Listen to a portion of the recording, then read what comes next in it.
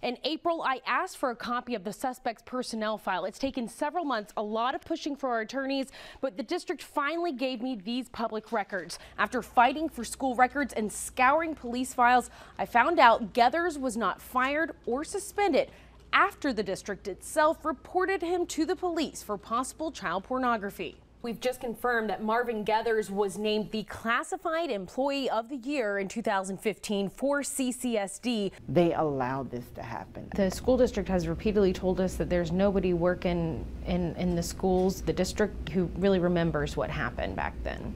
I'll never forget what happened. My son will never forget what happened. The other kids will never forget what happened. Has anyone like that who is still here been properly questioned about what happened? Most of those individuals have been questioned. Do you envision a time that everything will be laid out on the table? It will be full disclosure, full transparency? I hope so. The district had not planned to release this internal investigation yet, but today the superintendent approved we get it under the Freedom of Information Act for the public to see. What's your first impression looking through this report? Where is everything else? Corrosion and duct tape, all words you really don't want to hear when it comes to bridges.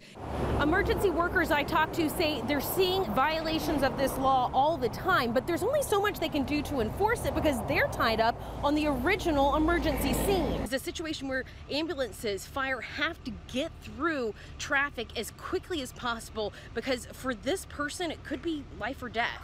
So basically, just like you or I pay for car insurance or home insurance, schools, counties, and towns, they have to pay for insurance coverage too. And of course, your tax dollars pay for those premiums. Somerville's police department tells us the code they use to report a non-biased crime is 88. And the code they use to report a hate crime or a bias crime is 99. Those numbers are right next to each other on the keyboard, and that's how they say their mistake happened. But really, mistakes like that call into question all of these FBI numbers. More than a dozen of his comrades from the Coast Guard lined the back of the federal courtroom today to support the Todd family.